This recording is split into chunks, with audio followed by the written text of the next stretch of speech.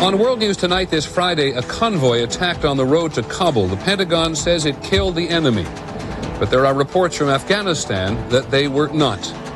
The Pentagon is sending a new weapon to Afghanistan. The mountains will be a proving ground. The government offers thousands of people an experimental vaccine for anthrax, but does not necessarily recommend it. We'll take a closer look tonight at what it means to be a human guinea pig. The volunteers in the name of country. And finally, how little we know of the sea, the 20-foot creature in the deep. From ABC News World Headquarters in New York, this is World News Tonight with Peter Jennings. Good evening, everyone. For the first time in 3 days, the U.S. is bombing in Afghanistan again. Many of the choices the Pentagon makes about targets are based on intelligence reports, some of them from Afghans. Tonight there was confusion about whether an airstrike that killed dozens of people in a convoy on the road to Kabul was based on inaccurate intelligence. ABC's Martha Raddatz is at the Pentagon with something of both sides. Peter, the Pentagon is insisting it hit Taliban leadership, but some in Afghanistan are questioning that. Navy fighter jets from the USS Stennis in the Arabian Sea, along with AC-130 gunships, blasted a 10 to 12 vehicle convoy in the last 24 hours near the eastern city of Khost.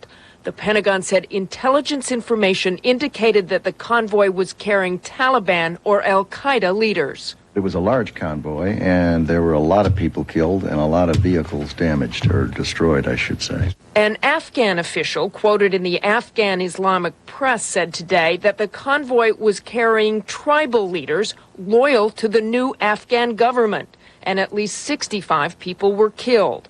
While this would prove a huge embarrassment to the United States if it were true, the Pentagon insists that those reports are baseless.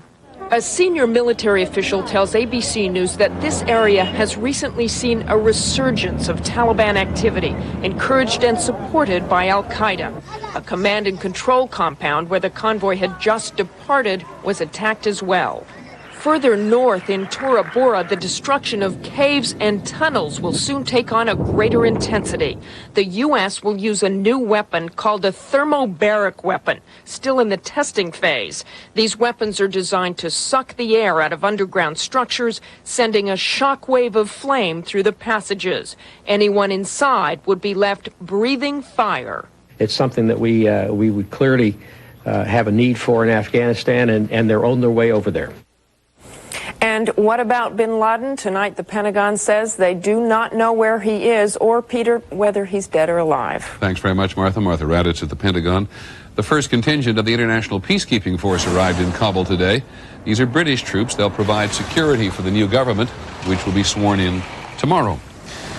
Still on the continent, there was an increase in tension between India and Pakistan today. Indian spokesman said it will recall its ambassador to Pakistan and stop all bus and train service between the two countries. India accuses Pakistan of promoting terrorism in Kashmir, a territory they have fought 2 wars over.